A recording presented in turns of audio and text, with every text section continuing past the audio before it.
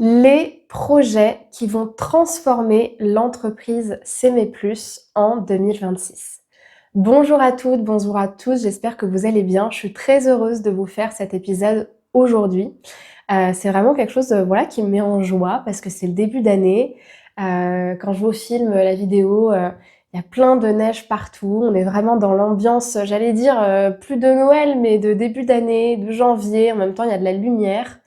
Et le but de l'épisode d'aujourd'hui, c'est que je vous partage une vidéo un petit peu différente où on va pas parler de relations, mais je vais plutôt vous parler de qu'est-ce que vous allez pouvoir voir de nouveau, enfin en tout cas qui se prépare pour l'entreprise S'aimer plus en 2026. C'est des choses que vous allez voir dans le futur. J'en ai déjà parlé aussi à certaines personnes, soit que je connais sur WhatsApp, des personnes que j'ai accompagnées, soit sur Instagram, mais là j'en parle vraiment officiellement. Et puis voilà, ça me permet de faire un échange avec vous sur toutes les choses qui vont arriver, les choses qui sont peut-être importantes pour vous, pour que vous soyez au courant. Donc déjà, j'espère que vous allez bien, j'espère que vous avez passé de bonnes fêtes en famille, j'espère que vous êtes en santé, que vous êtes dans une bonne énergie pour ce début d'année. Moi, je suis vraiment dans une bonne énergie, assez apaisée, assez en confiance. Voilà, mon objectif pour cette année, c'est vraiment, à titre personnel, d'être en paix. C'est vraiment d'être en paix, c'est vraiment de manifester avec ma paix, de manifester avec ma foi en moi, ma foi en l'univers, et de faire les choses avec beaucoup plus d'être et beaucoup plus de, j'allais dire de lâcher prise, mais de confiance en fait. C'est surtout ça, plutôt que de forcer tout le temps. C'est vraiment mon intention pour l'année. Et d'ailleurs, si vous voulez me partager la vôtre, ça me ferait très plaisir de la lire. Alors, je vous fais cette vidéo surtout pour vous annoncer deux choses, deux grands projets qui vont avoir lieu cette année, pour vous raconter un petit peu voilà comment j'avance, comment j'évolue. Il y en a un que vous allez pas du tout voir en fait parce que c'est vraiment, on est aux prémices totales du projet et ça va prendre énormément de temps. Et le deuxième, je croise les doigts pour qu'il arrive le plus vite possible parce que je sens que c'est très demandé, je sens qu'il y a une forte demande auprès des femmes que j'accompagne, mais c'est pas aussi simple que ça et c'est pour ça que je vais vous en parler. Le premier projet que j'ai, c'est plus un projet de fond. Ça va me prendre vraiment du temps, ça va déborder sur 2027, après peut-être 2028, enfin ça va vraiment prendre du temps. C'est qu'en fait, je commence à écrire un spectacle.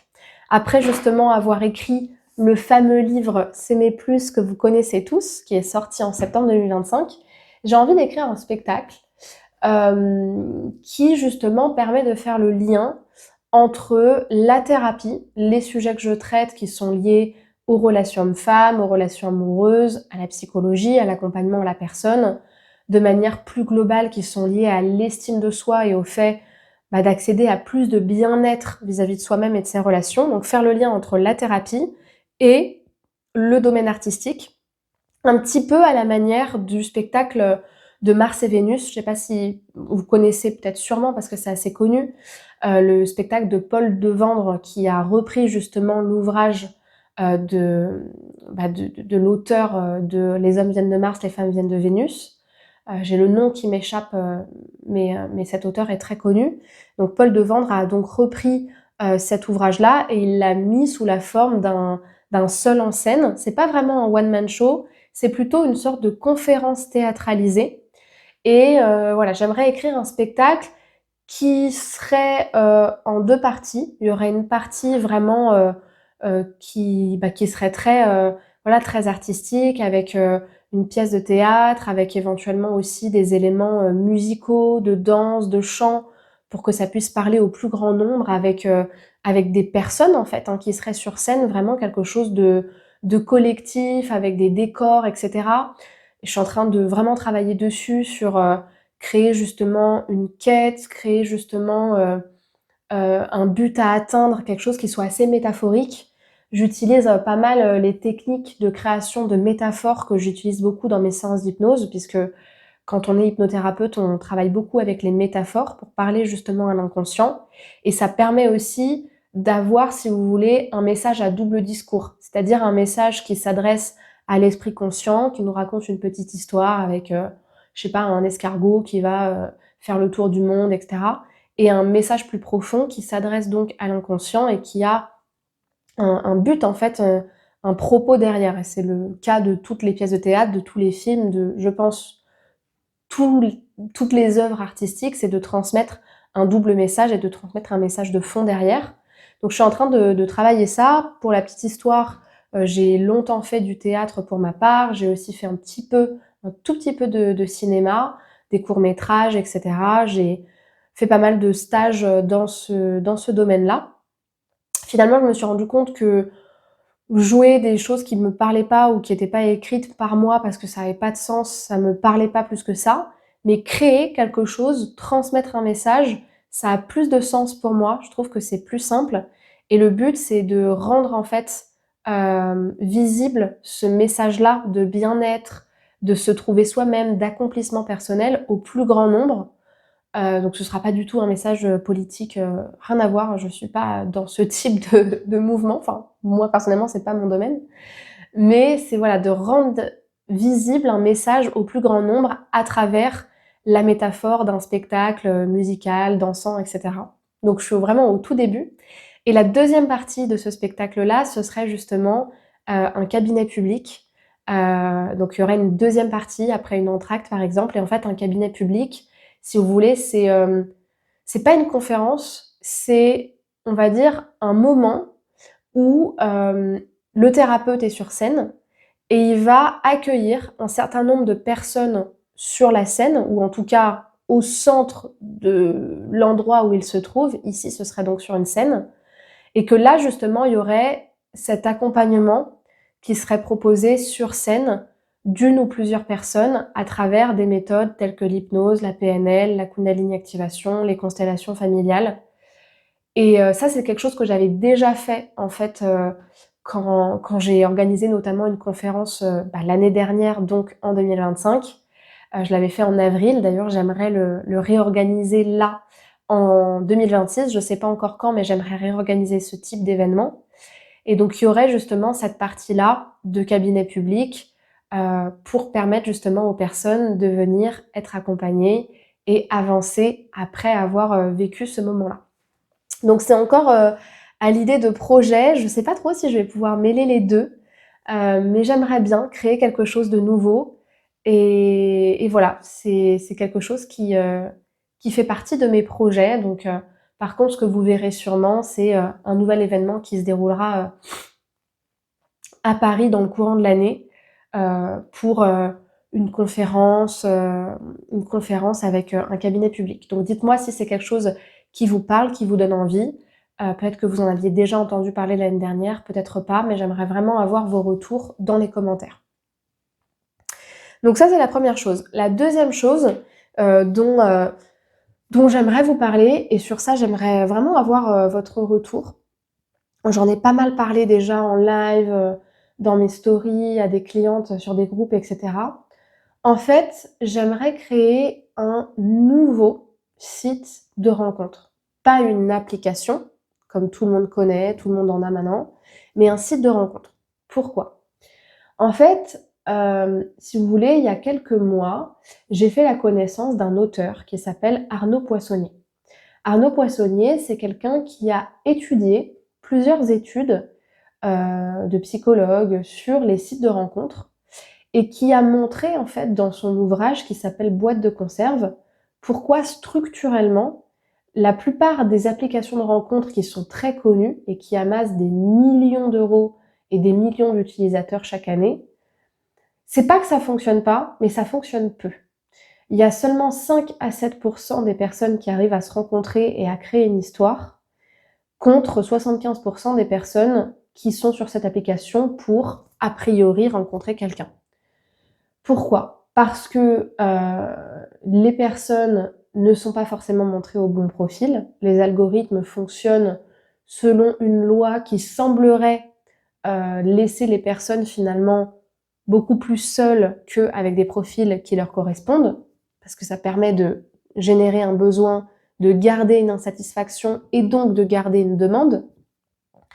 Parce que le système de liker à travers une photo qui souvent a 10 ans de plus, 20 kilos de plus, ou des tricheries en fait sur la situation conjugale de la personne, ou tout simplement partir du principe que une photo va nous plaire, donc la personne va nous plaire, alors que dans la réalité, on voit bien que la personne ne nous plaît pas, et partir du principe que parce que les 2 photos se sont likées, alors la rencontre va marcher, ça ne marche pas. Il y a plein de raisons en fait qui font qu'aujourd'hui les applications de rencontres, telles qu'elles sont faites, les hommes payent, donc du coup ils ont comme ce besoin de se dire il faut qu'on ait accès aux femmes, et ça génère des comportements de harcèlement, des comportements d'abus ou de manipulation ou d'arnaque. Il y en a aussi des femmes vis-à-vis des hommes, bien sûr, qui sont pas toujours protégés. Les utilisateurs ne sont pas protégés. Il y a peu de choses qui sont mises en place sur ces sites quand il y a ce genre de comportement-là. Bah, ça fait qu'aujourd'hui, il y a des millions de célibataires en France qui veulent trouver l'amour de tout âge, de 20 à 35 ans, de 35 à 50, de 50 à 65 et plus, qui finalement sont présents sur les sites de rencontres mais n'arrivent pas à trouver. N'arrivent pas à trouver parce que les personnes se disent qu'elles sont trop âgées, n'arrivent pas à trouver parce qu'elles sont isolées, n'arrivent pas à trouver parce que sur les applications, du fait de leurs caractéristiques, elles ne trouvent pas des partenaires à qui elles plaisent, des partenaires qui leur correspondent. Donc il y a un besoin. Et en fait, moi, donc j'ai longtemps étudié son étude, et je me suis dit, de toute façon, si je crée la même chose que ce qui existe, ça ne marchera pas. C'est évident. Structurellement, il y a un problème dans la création de ces applis-là, que j'ai longtemps expliqué dans les lives, dans l'idée même de faire matcher des profils sur la base d'une photo, ou encore sur la base d'un profilage de description. Le profilage des descriptions, c'est « Alors, je m'appelle Céline, j'ai 37 ans, j'ai un enfant, moi j'aime le thé matcha, je suis ascendant Capricorne, et puis en même temps j'aime la valeur d'humanité, de respect, de machin ». C'est génial Céline, mais c'est pas parce que tu marques toute ta psychanalyse, et c'est super de se connaître, que forcément tu vas matcher avec Gérard, et Gérard aura fait le même profilage, il aura marqué là une description qui est hyper intéressante, mais ça ne marche pas. C'est pas parce que on dit qu'on a des mêmes valeurs que quand on se rencontre, il y a cette attirance-là. En fait, le problème, c'est qu'aujourd'hui, il y a des millions de personnes qui veulent trouver des partenaires et qui pensent que c'est en cochant des cases et en décrivant le mieux leur personnalité, ou en cherchant le partenaire qui a le mieux décrit le truc, qu'il y aura une attirance. Non, des fois, on parle avec des personnes pendant des mois, on s'entend bien par écrit, on est d'accord, globalement, qu'il faut tous se respecter, s'aimer, ne pas être capitaliste et profiter de la vie, mais quand on voit la personne et qu'il n'y a pas d'attirance, il n'y en a pas, et donc du coup ça marche pas, et ça génère des insatisfactions, des peurs de rester seule, etc., etc. Donc il faut pas que je crée la même chose. Mais je me suis dit, tiens, j'aimerais bien créer un site de rencontre, donc sur un ordinateur, un peu à l'ancienne, mais quelque chose qui structurellement soit différent de ce qu'on rencontre aujourd'hui. Ça veut dire plus de qualifications, ça veut dire qu'il va falloir passer plus de temps justement à échanger avec peu de partenaires, parce qu'aujourd'hui on peut parler à des quinzaines, dizaines de personnes en pensant dans cette surabondance de choix qu'on trouvera la perle rare, alors que finalement on ne fait que chercher sans fin ce partenaire imaginé qu'on ne trouve jamais. Donc parler à des personnes uniques à chaque fois, et notamment le cœur de ce que je veux créer, c'est se rencontrer sur la base de la vidéo. Parce que dans une vidéo, vous voyez bien que entre une photo que je pourrais vous poster de moi, qui est super belle, et la manière dont vous me voyez parler, le grain de voix que j'ai, les mots que je peux employer parfois, ma manière de parler, mes expressions, tout ça, ça parle de moi, ça parle de ma personnalité. Et c'est pareil avec tout le monde.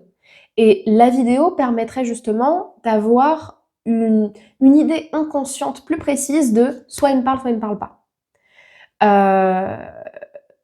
Voilà, ça c'est intéressant. Et juste, j'étais en train d'y penser, une remarque que je fais souvent, par exemple concernant mon conjoint. Moi, quand j'ai rencontré mon conjoint, à la base, moi je voulais le matcher à gauche, parce que ses photos, franchement, elles faisaient pas envie.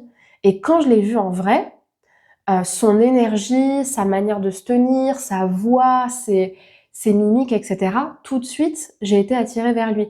Et je me fais la réflexion, tiens, si je l'avais vu en vidéo, très probablement, j'aurais pas du tout eu le même ressenti et j'aurais très probablement voulu le rencontrer à ce moment-là. Donc j'aimerais créer justement quelque chose qui soit différent, mais pour me lancer dans ce type de projet, j'ai besoin de valider cette idée-là. Parce qu'en fait, ça va me prendre tellement de temps, ça va me demander de déployer beaucoup de moyens, de temps, d'argent, etc. Ça va être un projet titanesque. Je sais même pas comment je vais y arriver, honnêtement, je ne sais pas. Je pense que vous vous rendez pas compte à quel point c'est créer quelque chose de nouveau, c'est créer potentiellement une nouvelle idée. Il faut que je ramène des personnes qui sont déjà sur d'autres applis. Enfin, c'est un truc de fou. Je sais même pas comment je vais y arriver. Et pour ça, il faut que je teste l'idée. Donc, pour tester l'idée, j'ai déjà depuis l'année dernière, j'ai eu l'idée d'organiser un test sur la région parisienne. C'est-à-dire que je vais tester le prototype de mon idée. Cette fois-ci, il n'y aura pas de site, parce que je ne vais pas avoir le temps de créer un site. Mais en fait, chaque idée, chaque partie du processus que j'ai en tête, je vais le mettre en pratique dans une expérience. Et cette expérience, elle regroupe déjà plus de 20 participantes. Donc je les ai, les 20 participantes, je sais très bien qui c'est. Et pour le moment, je suis en train de chercher des hommes. Donc je suis en train de chercher des hommes. Je me suis fait bannir de certaines applications de rencontres parce que j'ai fait ça d'une manière qui n'était pas intelligente. Après, j'ai essayé de faire ça d'une manière plus intelligente, mais je me suis mis à mentir à des mecs. J'étais pas hyper alignée. Donc, compliqué de trouver des personnes. Je vais pas aller dans le métro dire Hey, qui a envie de rencontrer des meufs sur Paris? Bizarre. Il faut aussi que je vérifie les profils. Donc, ça prend du temps. C'est pour ça que si jamais vous faites partie des participantes, quand vous regardez la vidéo et que vous dites mais ça en est où? C'est en cours, mais ça me prend du temps. Je veux pas faire n'importe quoi et je veux pas faire n'importe comment. Donc tout ça pour vous dire que le projet pour 2026, c'est de créer ce site de rencontre. Et la première étape, c'est déjà de tester l'idée et de voir est-ce que c'est pertinent, est-ce qu'il y a de l'attirance, est-ce que le concept fonctionne bien, est-ce qu'il y a éventuellement une rencontre qui se fait parmi les participants que je vais réunir. Donc le test va se dérouler sur Paris, il y aura une session de love coaching qui sera proposée parce que dans mon idée, j'ai envie d'apporter cet accompagnement des personnes vers plus de conscience de soi, vers plus d'intelligence émotionnelle. Ça, c'est quelque chose qui existe déjà, mais qui existe assez peu. En fait, ça existe plutôt dans les, justement, agences de rencontres en ligne, etc. Premièrement. Deuxièmement, il y aura une rencontre physique à Paris, dans un endroit, avec une activité qui permet justement d'impliquer un contact humain, un rapprochement. Il y aura également donc une session de love coaching en visio. Et il y aura aussi justement cette présentation de chaque profil par vidéo. Il n'y aura pas de description, il n'y aura pas de photo, il y aura juste une vidéo pour tester justement ce concept-là.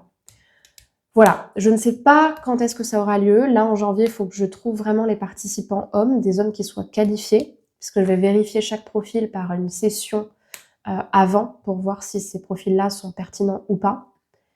Et je vais voir tout simplement où ça me mène. Donc c'était juste pour vous tenir au courant de ce projet-là. Sinon, il y aura toujours des sessions de Yatra Kundalini Activation chaque mois. D'ailleurs, on en a fait une fin décembre pour la fin d'année. Vous aviez été 20 participantes. C'était génial, franchement, c'était trop bien. Vous avez vraiment aimé, c'était super. Donc je vais en refaire sur Paris et en ligne.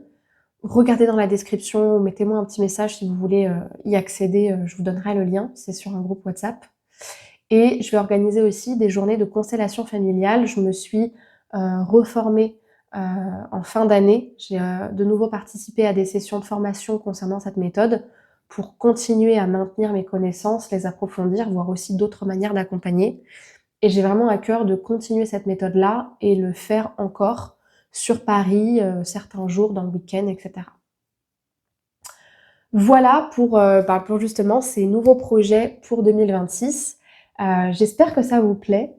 Moi, en tout cas, ça me plaît, même si aujourd'hui, la priorité, c'est moi avant tout et ce n'est plus mon entreprise. Mon entreprise, elle passe après. Mais néanmoins, j'ai toujours à cœur de vous apporter plein de choses, de belles choses et de continuer à me former. Là, je suis en train de regarder pour cette année une formation en thérapie de couple ou alors en Gestalt thérapie mais je sais pas encore, je prends le temps de regarder ça. Voilà. Je vous fais des bisous, je vous dis à très bientôt et je vous souhaite une merveilleuse année. Prenez soin de vous, au revoir.